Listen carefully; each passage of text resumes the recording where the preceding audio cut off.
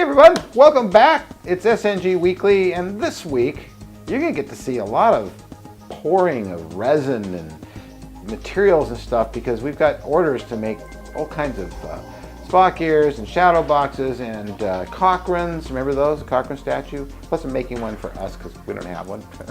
We're also making a Kirk puppet, the puppet that was used, the large puppet that was used in Star Trek the Motion Picture, the movie I worked on, or one of the Star Trek movies I worked on, that Doug Drexler gave us the molds for to make some to help support SNG. And we still have those molds, and we'll still make them for you if you want one. Likewise, we're going to be doing a Spock bust. Those are also available. The Cochranes are still also available. And again, Doug and Dorothy let us have the molds to support SNG, which we greatly appreciate, to make those available to you, the collector who wants a Canon prop that was actually used in the show. We have those. Additionally, we are going to be working more on Battlestar Galactica, the great kit that Kip Hart sent me and Terry from Badass Models, and we're going to try to light up the name on the side of the landing bays, which is something that I've wanted to do on the smaller one, but didn't find any way of doing it. This bigger model, I think it's possible, so we'll be doing that. So it's a very busy week, lots of cool and different things going on Submarine, so let's get to it. Back in the bay, is that the dock of the bay? I'm running an old engine just to get the track all broken in, let it run for a long, long time, hoping that it doesn't derail or do anything, and that's part of the secret of all this. You can see the little engine running around. It keeps getting faster and I keep slowing it down, so I think it's because it's old and the tracks are getting cleaner and cleaner and cleaner. And yes, the inside track works as well.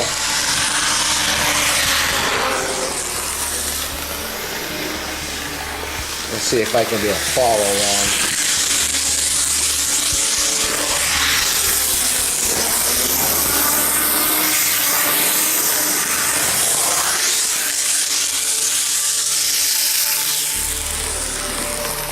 That's pretty cool. Anyway, on to matters at hand. We are making, guess what? More Spock Ear shadow boxes because they've been very, very popular. And I really thank all of you for that because it really helps us around here. Here's more of the shadow boxes that I get from Michaels. These are John Anderson's ears.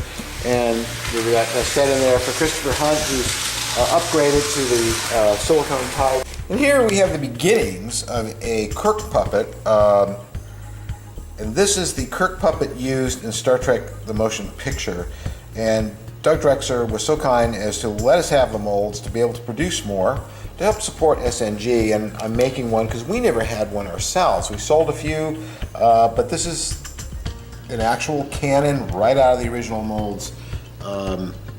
Kirk puppet. I'm making parts for that slowly but surely. Likewise, thank you, Doug, also, and Dorothy, for allowing us the Cochrane molds as well. Actually, I made a mold off Doug's Cochrane, the one actually used in the show, so these are exact copies of the original used in the show that we offer on our website, and I don't have one of those either, so I'm making one up for Mary and I to have. Somewhere over here among this myriad of molds is another one of the bases which match exactly the base that Doug Drexler had on it, except these are actually made of resin instead of wood, and they're made to look like marble, which the original was supposed to look like too. So Jeff Helps makes these for me. Thank you so much, Jeff Helps. All of you are such a huge help with our efforts here at SNG. So what I'm going to do is I'm going to pour one of these up, and then we'll pop it out and take a look at it.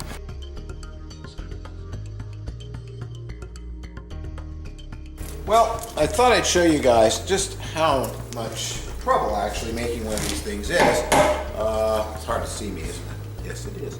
I'll bend down. First of all, I start off, this is our 1630. Now, the first person who ever told me about this stuff was Jim Key. Thank you, Jim. I felt really dumb because I was making my Enterprise kits out of epoxy, which is great, but well, Jim knows what I mean, don't you, Jim? This stuff is a lot easier to work with, but when you first get it, it's so hard down here. If you try to stir this stuff, not only going to build up muscles, but you're going to tire yourself out. So I use this. And you have to, I mean, look at that. That's solid. That's the filler.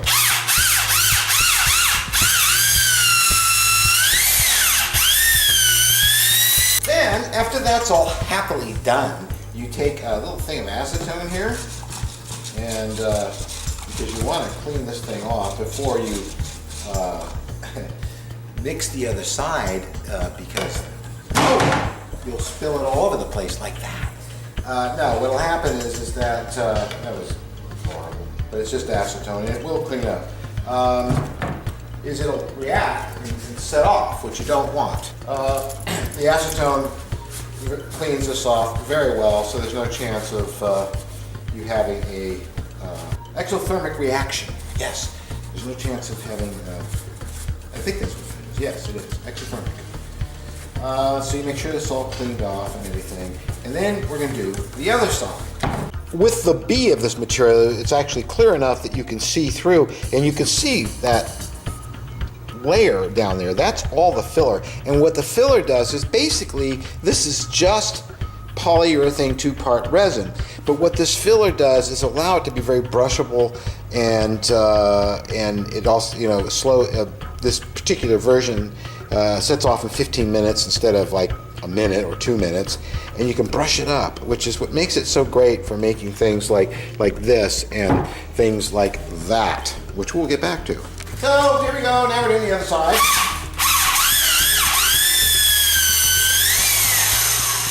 Which for some reason is easier than the first.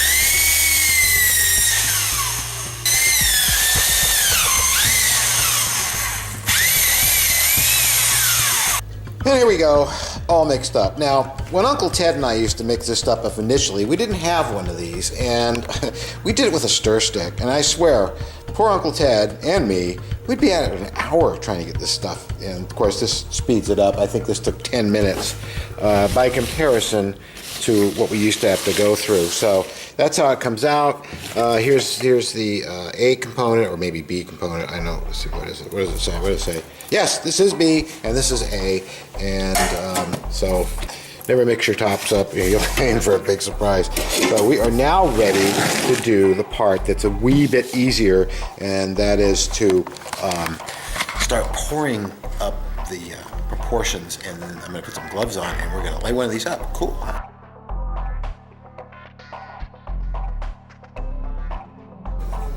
So here we are with the molds, and you can see that I've got some Johnson's baby powder in there. And the reason I put the Johnson's baby powder in there is because you don't get bubbles that way. I don't need to put this stuff under pressure or anything else. It will just act like a mold release on the, I think, molecular level or microscopic level anyway. This stuff acts like little ball bearings. What I got to do over here is mix up, put on my fancy scale here, zero it out, and we're going to mix up, I forget how much, but I believe it's one of these does an entire side. So I'm going to do 500-700 grams, and we're going to brush it in there, and we're going to brush in some on this side, and before it really goes off, we're going to mix up some more of this and pour it in there, close the thing, and roll it around, sort of a poor man's rotor cast. So now we've got our gobbly-doo here, and I'm going to mix up both of them together. They're both equal proportions, which is how this stuff works. I'm going to pour the A into the B, which will just about fill this.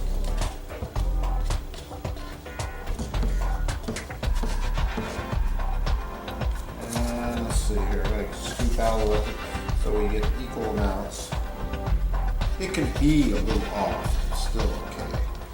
So it turns a lovely shade of gray, a very dark gray. And this material is very forgiving. You can be a little off in the mixture, not a lot, a little bit. You know, if it's 150 and 150 and you get like, 3 or 4 grams over in one or the other or under, it'll still go off just fine. Mix it good, like so. And then I'm going to take a brush, I'm going to pour some in here, and I can see that I got some too much powder there, which can cause problems. So, okay, here we go. We're going to pour this in like so. Get it in there on both sides. I've done this so many times, and every time I do it, I feel like I'm doing it for the first time. And I see a lot of powder down in there. I'm going to have to stick in there to make sure that it's not compromising things. There, there, there. This side's the most critical because it's got the most detail and depth. Keeping always in mind that you only have 15 minutes, as I'm doing now. And that ensures that it's a good thickness. It's still going to be somewhat hollow. Okay, now we're going to do this side.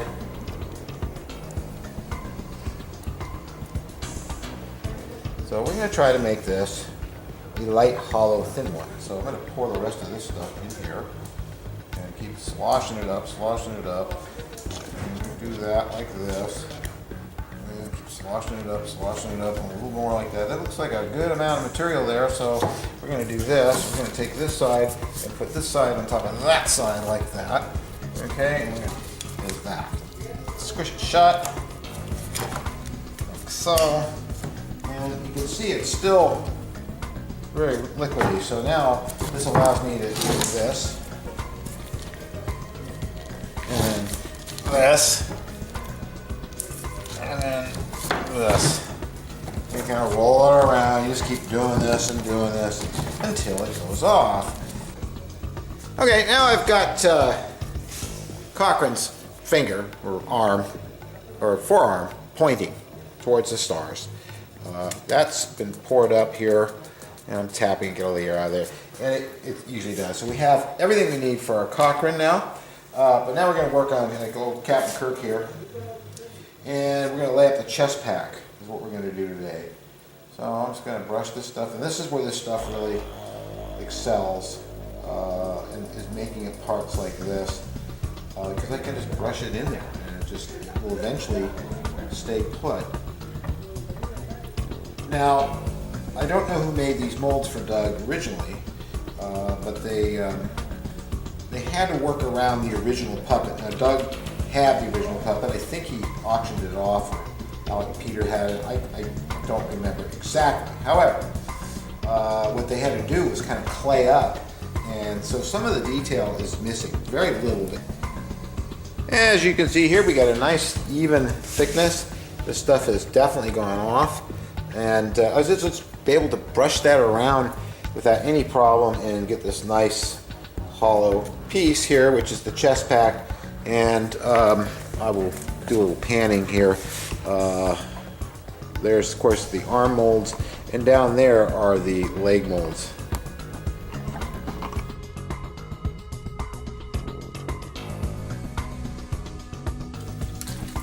Okay, one of the things I want to do here, or try to do here, I have a little bit of time left today, is to take this very bright LED that, tiny things that Elliot Brown sent me of warmplastic.com. These are pre-wired for 12 volts, and I want to try to drill some holes in here and hook up some fiber optics and light up this Galactica, which is something I wanted to do on the very small model, but it really couldn't be done. So I'm going to drill some holes in here and see what happens. Go away, bug. To really get this to light up, you're going to have some pretty large-sized fiber optics. So I'm going to start by drilling just a hole here.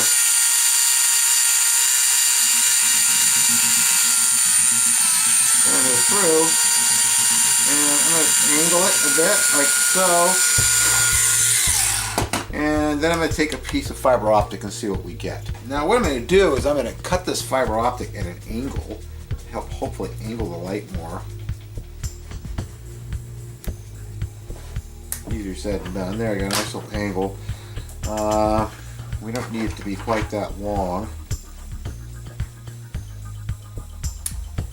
I'm going to feed that in here. And look, our hole's a little too big, unfortunately.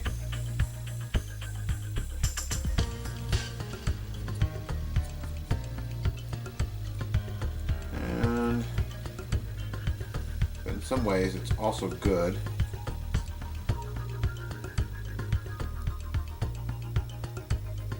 Getting a fair amount of light out of that. Of course, I want to gang this up to several of these. Hopefully light up our Galactica. Okay, I found a, well, let's see, get some light on here. I found a drill bit that's a lot smaller, and I was able to get those drilled out a lot smaller. I have to fill the other one to fix it, but you get the idea here. So what I'm going to do next is fit some fiber optic in there and see if I can line these all up. Alright, I did a little test. This LED could be brighter, and I got some fooling around to do, but I'm going to turn the light off here. And I do actually get some lighting on those, but it's going to have to be increased, and so this is going to take some more play. But you can see I did get the lighting in there, and I got it in rather successfully. It's very possible to maybe use 2 of these LEDs per 6 of these, or per 3. There's actually 7 all the way across, but I think what I can do is use, I'm going to zoom in a little more here, and we're not liking the focus here, so I'm going to turn the lights back on for a minute, hopefully get some focus in here. There we go. Either way, it looks really cool lit up. It doesn't seem to want to, well, yeah, it is focusing a bit. You're seeing more glow coming through there from that being no light blocking, but you can see the letters are actually lit up, so there's some real hope here. It's going to take a little bit more work before we get this just where we want it.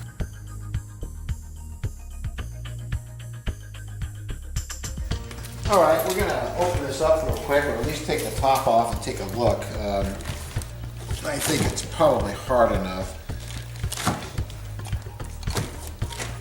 Turn this, the shallow side. Very carefully pull this off.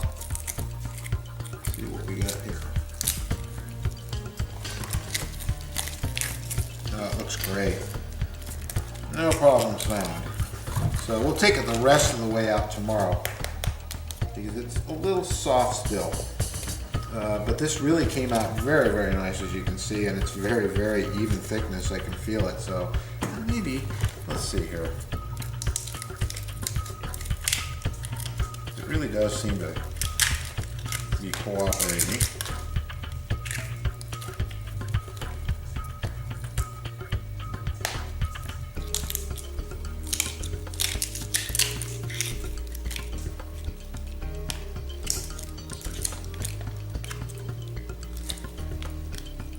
Go that part off. Now we got to get out this part here. Very carefully. Careful.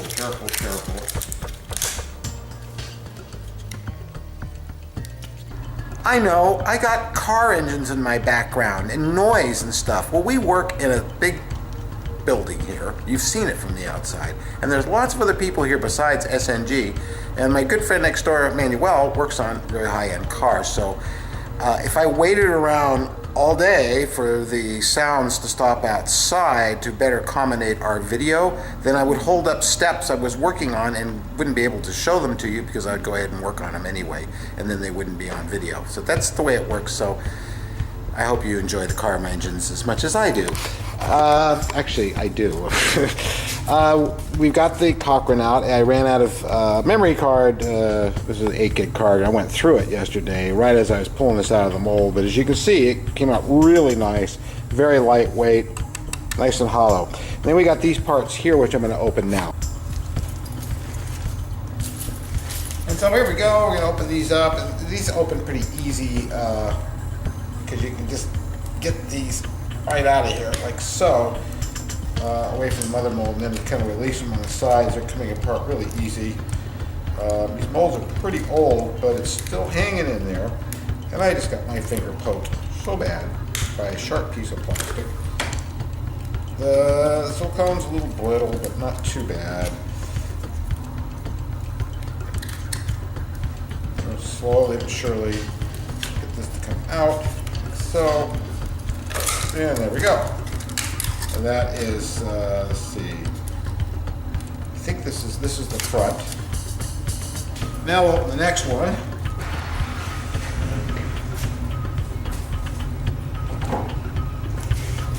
And this should be about the same thing. Get this out like so. Okay. Everything you always wanted to know about how you make resin parts that we're afraid to ask. Now these aren't backed up with any fiberglass or anything, because I'm not shipping these. This one, this is going to be here. I think I said that before. I'm just going to pop it up. But it's pretty strong without it, because I made it kind of thick. I lied and I went ahead and did another layer. There we go. That's really doesn't need reinforcement when it's like that. This is the back part, which came out very, very well. This as well. So now we got both of those, which is really good. Just poured up some Kirk puppet legs, and we're a little soft still, but not bad. I want to see how these came out. They look good, nice and thick. And we'll pull out front part now, I think. A little soft still, I might leave them in, but then on the other hand, they come out nice and clean.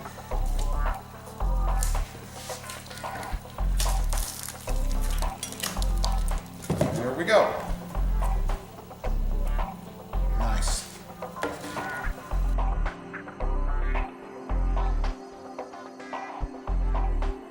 Great stuff. I've got a complete Kirk here. I did have a little problem over here. Yes, because the molds are old and they weren't stored very well when I got them. This part of these don't really fit together that well, but no problem. I just cast up a new section from off the mold from here and fit it into here. You see what I mean? When we got the molds from Doug, they had been cracked open slightly, and this kind of permanently retained that. It didn't do it on this side, but they just are really hard to key. So, and most of the time they come out perfect like this side did, and this is the side that doesn't key well. That came out just perfect. But just by casting up another piece and then grinding it down stuff, we'll fit it in there and it'll make this just fine.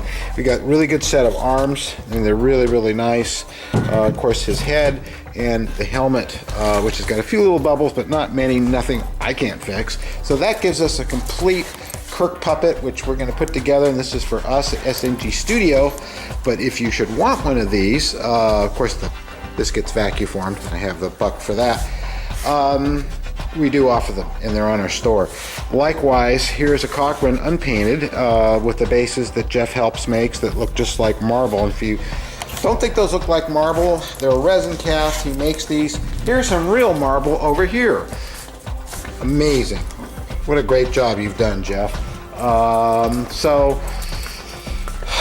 This is our Cochrane for our display room, because I sold the one I had because I was out of materials to make one. So I'll be getting Doug to sign this for me. Got one more Cochrane to make, as I said before. We're doing well. We're going to run a Spock bust tomorrow too, and this one's going to be bronzed. And that pretty well does it. Of course, we have our Spock ears in the oven, which are finally set up. Whew, what a full day. Now I'm going to go upstairs and work on Battlestar Galactica.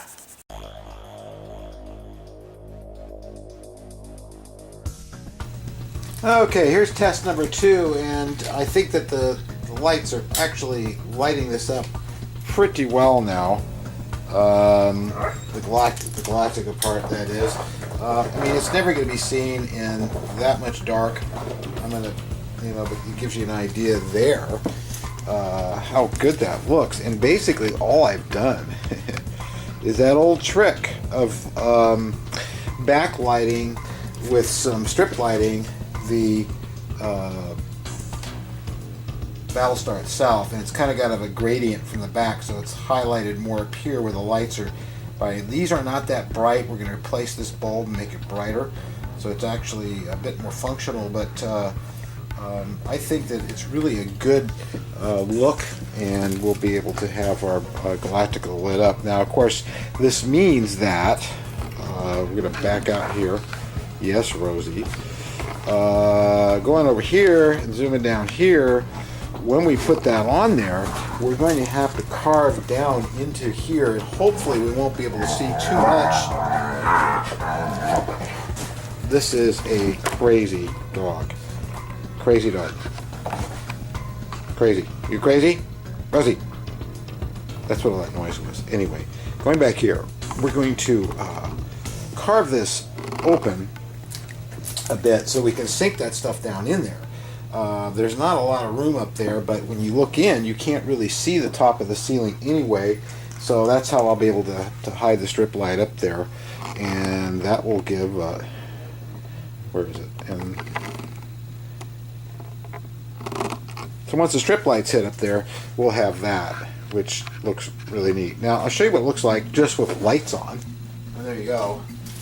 And it looks like it's the white lettering, but you also definitely get the feeling that it's being lit up by those lights on the edge. And that's the look I was looking for, and I'm very pleased with it.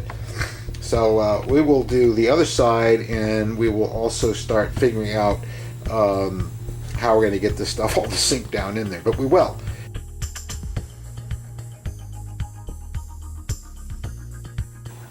Woo-wee! Boy, I just spent a few hours packing, boxing, labeling, finishing off, painting ears, boxing, labeling, and all that kind of stuff. And it took me till from 11 o'clock till about 4 o'clock in the afternoon to do all that stuff. But I really appreciate the orders we've been getting for the ears. Now, we do have other things. Yes, we do. You can order other things besides ears. We have, of course, the Spock bust, which this one's going to be bronzed, and we are selling them bronzed. And we've got the Cochrane statues, which are also bronzed. And I had to make up another one here for a gentleman. And there's his. And then these are all the parts for, of course, our Captain Kirk puppet, which is the actual pull off the original that Doug Drexler had that was actually used in Star Trek The Motion Picture, which I also worked on, which I also did Spock ears for, ironically. And ironically, this is the bust that he's wearing the clothes he wore when he first walked on the bridge, and he was wearing my ears, which is neat to have all that stuff. And we even have the belt buckle from the motion picture. Over here is the Submarine. Yes, the Submarine, and we're getting it ready, although there really isn't anything to do. Bob Dimmick from OTW Designs in the UK, who sent us this kit in the first place to review and build and put together. Thank you, Bob, so much for this beautiful boat. I'm going to open it up and show you what's inside, because it's been a while since we looked at it, and I just ran a check on it, so it's good to run a 25th at the regatta in Anaheim. So I figured I would show you the Submarine since it's been so long. I just said that, didn't I? So this one little screw right here is all that it takes to get it open, and you just sort of pop like that. I'm going to turn the monitor around. I can see what I'm doing. And then you kind of lift up like that, and you can set it down like so. Okay. The first thing we're going to do is turn on the radio, which you always turn on first. And here's the radio. Turn on the switch there, steady the antenna a little bit. And we're just going to temporarily hook up the power and show you how that works. Basically, I've got this gel cell battery here, and that connects this way. Okay, so that's all hooked up. If you look, you can see when I do the elevator, the forward elevator pushing the diplanes. We're a little sluggish because I think the battery's low. And over here, Here's the business end, and you can see the servos in there. You can see, yeah, I get really low on power. You can see there's the rudders. And there's our propeller.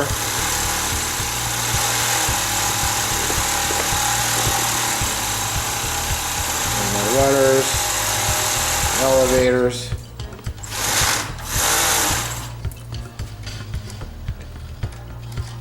My battery's really low.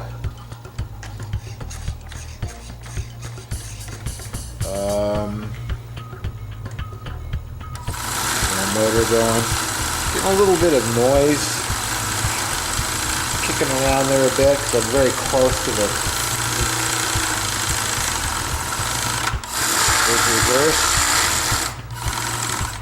reverse. This is our ballast tank in here, and I really can't show you that working. Here is the pump. You can hear it. You're not supposed to run it when it's dry. When I operate it the reverse way, the sensors pick up the amount of water in there basically and evacuate the water from the tank, which makes it go up and down. So it's all ready to go for the regatta? I can never get it right. Come this April 25th. And we'll take a little look at the inside here. You can see the prop shaft and all the control rods that are controlling everything. The bearing that goes here to support this long shaft. These are all fishing weights here. And these are what it took to balance this. This is foam here. This is for flotation for the nose because it needed some there as well. You can see there's some more up inside there. And the the battery goes up in there, and then this fits on top, and that gives that some more flotation to keep the nose up. There's the tank right there. There's our pump and our servo that controls the bow planes, and of course here's the one for the stern planes and the rudders.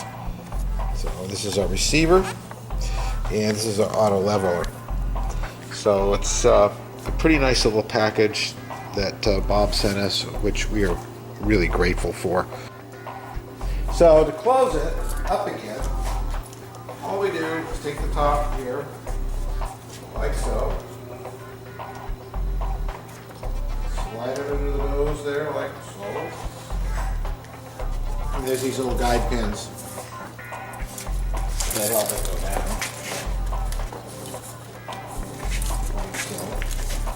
Always sticks, like so.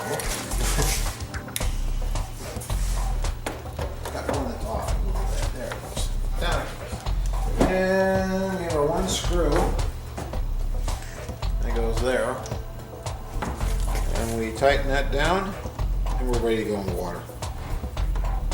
Very, very, very nice boat. Very simple to operate. Just fantastic. And that's all it takes to get this cool submarine working. This is a World War I boat. I mean, you don't really think in terms of there being submarines like this in World War I. I believe about 1917, 1918, right in there. Not a lot of luxuries in this boat. But it was a very, very efficient machine for its day.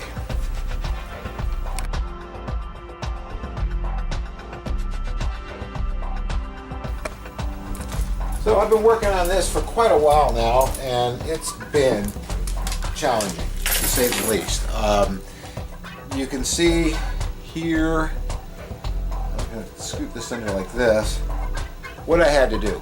And I had to cut out the ceiling here to be able to accommodate the strip lighting for our registry or our name on the side, Galactica, and all the fiber optics there, and a much brighter LED there to light up our lights there. I'm going to do is I'm going to turn this on here, and you can see for some reason I've got some lights out here.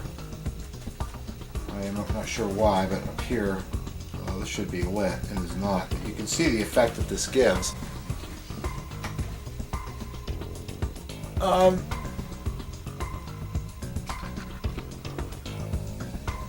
And there we go. We got all the lights working. The strip light had a little hiccup. Of course, there's a lot of light blocking has to be done.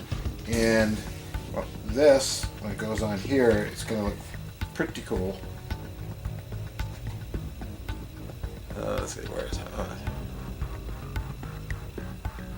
Very effective, and of course, we're going to light up the strip lighting underneath. So here's our runway lights. You can see how nice and even those are and how those light up like that. So now I can put all of this together. We've got a long way to go still, but it's getting there real fast. At least I have it all figured out how it goes together. Now keep in mind, we've got a lot of light blocking to do, and closing this down, but you can see in there, and let's see if I can get this to expose right there. You can see the runway lights, and you don't really see that garbage hanging down too badly the way I've done it. So once this is all light blocked and everything, it's going to be very, very effective. So it's really cool that I got that lighting in there now, and you can see it lighting up the Galactica just the way it should. And everything's self-contained. Now to get the other nacelle done, same thing, and then paint the outside to light block it, and the inside paint, do the painting on the inside has to be done. You really can't see inside very well. You can't see inside very well at all, thankfully, when you look down inside here. So you can't see all the stuff that's up that I had to cut out there to get that to work. I am very pleased with how this worked out, because when this is in the studio downstairs and on display, it's going to have those lights over Galactica, which it really, really needs to have, I think. Well, it's such a beautiful day. Mary decided we should come outside and end our show. It's gorgeous up here in Ventura. It's about, what, 74? Right around in there. Sunny out and beautiful. It was a terrific week. It always is a terrific week since I've met Mary and since I got this great studio and we worked together. It's a very happy thing. It was great doing all the stuff we did. I want to remember that today is Leonard Nimoy's birthday. Happy birthday, Leonard, and thanks so much for giving us so much. And you live with us every day. How could you not? And Bill Shatner, I worked with you too, and you were very kind to me, and I remember that to this day. But it was your birthday this week as well. We want to wish you from SNG a happy birthday. It's really been a great time. Let's do it again next week, and you guys have a safe and sound weekend.